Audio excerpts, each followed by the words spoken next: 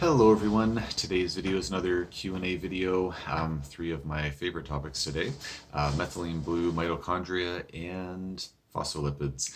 Just before jumping into the video, as a friendly reminder, nothing I'm saying should be construed as medical advice. This is for informational purposes only. If you need medical advice, please talk to your healthcare provider to get that advice. And if you don't mind taking a quick moment at some point to please like, share, subscribe, and or post a quick comment on the video, I'd really appreciate it. So thanks in advance for taking a second to do that. So the first question is, how long after stopping an SSRI can methylene blue start? So great question, yet another methylene blue question. With methylene blue and SSRIs, we have to be really careful because SSRI or methylene blue has some monoamine oxidase inhibition properties, so it can basically cause serotonin to persist in the body for a longer period of time. And SSRIs, of course, inhibit these enzymes that are basically the degradation, I should say, of serotonin. So it kind of kicks around in the neuron, the little synapses between the neurons for a longer period of time. So with SSRIs, clinically it takes, usually somewhere between 4 to 6 weeks to kind of see the maximum effects from an SSRI. And then it can sometimes take, a good 4 to 6 weeks to kind of get the effects of the SSRI out of a person's system. So I guess what it comes down to is, with SSRI drugs, prescribing those is not within our scope of practice as for naturopathic doctors in Nova Scotia, where I practice.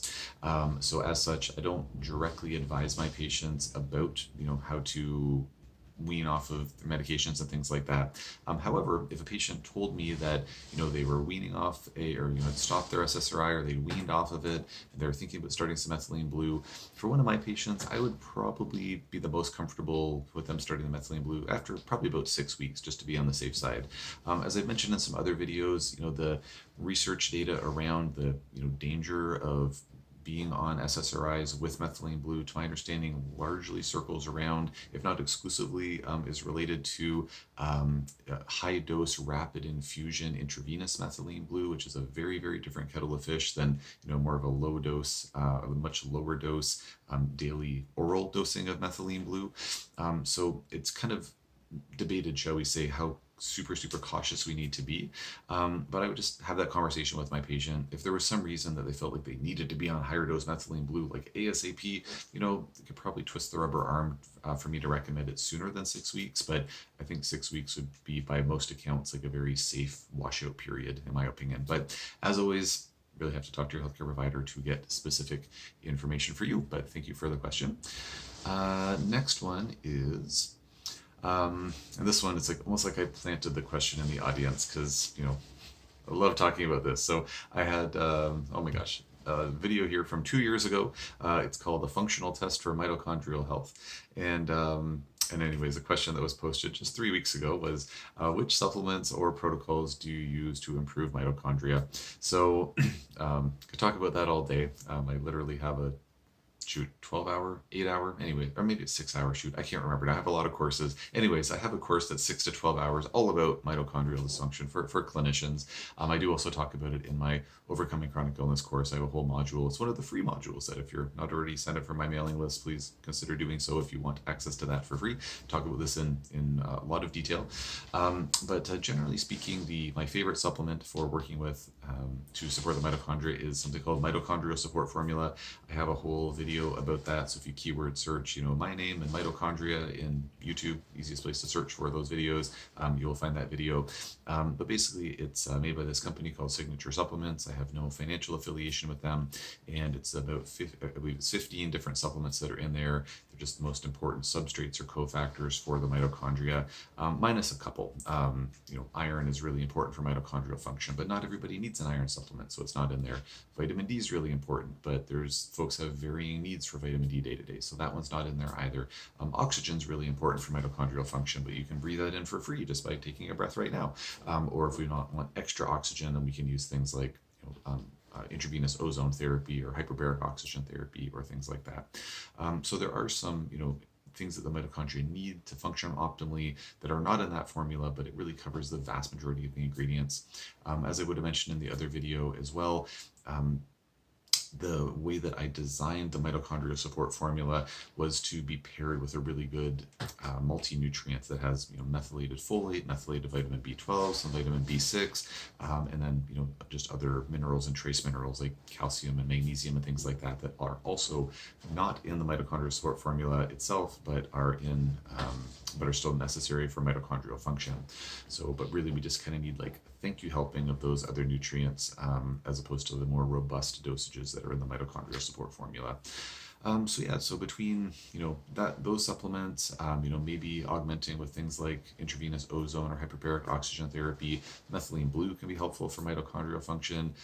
Healthy diet, exercise is really important. Intermittent fasting can be important. Some evidence that a ketogenic diet can be important.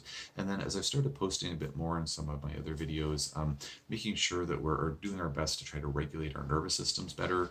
There's some compelling evidence that if we're in more of like a fight or flight sympathetic mode, then our mitochondria don't work as well as when we're in a parasympathetic rest and digest mode. Granted, we need to get into the sympathetic mode, like when we're doing more intensive exercise and things like that, we're going to run into stress, but we shouldn't be in that mode too much of the time. So that's why we use, we've been doing brain mapping at our clinic for about 1.5 years now. Really helpful tool to see, where is a person's nervous system at, and then, using things like neurofeedback or the Safe and Sound protocol or the primal trust system or amygdala retraining or other things to help regulate the nervous system better has proven to be really helpful for a lot of my patients. So that's important as well. So maybe one of these days I'll make a dedicated video and talk about some of those things in more detail, an updated, more comprehensive overview of what's needed for mitochondrial support in general, but that's the quick answer anyways. One more question here. Right. Oh yeah. So this one actually wasn't a question, but I just felt compelled to comment on this comment, I suppose. So, well, anyways, this interview was from definitely more than 6 months ago, but I don't know, it was for whatever reason it's saying it was posted 6 months ago, but I interviewed a nutritionist, Justine Stenger, about phospholipids on my Overcoming Chronic Illness podcast. I definitely interviewed her more than 6 months ago. There was something kind of weird when my podcast kind of updated from Google Podcasts. I think it went over to YouTube Podcasts or something. So anyways, that's why I'm confused about the date. But anyways, it was about a little over 1.5 years ago that I had that interview with her. I remember when it was. It was like it was yesterday or like 1.5 years ago. But anyways, we were talking all about phospholipids there. And so anyway, someone posted, I'd like to think in a friendly, cheeky way, it says, I am no chemistry buff, but lecithin is actually lecithin. And so we were in that video talking about how like there's sort of different what Justine was educating me about and the audience about, which I before that didn't really know much about it, was that there's just different qualities of lecithin or phospholipid supplements out there. And so I heard what she said, and kind of what she said made sense to me. So I started using the company's product that she's affiliated with, Body Bio. I'm not affiliated with them, but we have started using their products in practice since then, and like their products work markedly better than any other lower quality phospholipid supplement that I found. I do have a dedicated video about this as well. If you're interested, please search that to learn more.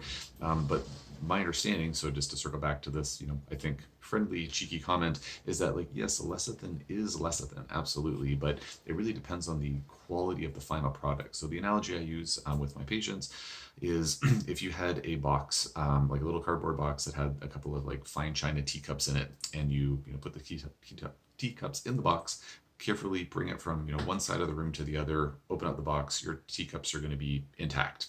They're going to look just great because you were very careful with that transport process. If you take that same box, put the teacups in there, and then you pitch it across the room against the wall, and then open up the box, you're going to still have all the parts in there, but the teacups are all going to be broken and shattered. So all of those lecithin components are still in there, so to speak, but if they're not extracted in a really careful way, then you're going to wind up with a lot of broken down, not really useful phospholipids left behind. So that's my understanding of the big difference between a lower quality extraction process and a higher quality one like the Body Bio products. And again, the clinical results I've seen are just night and day difference between the two.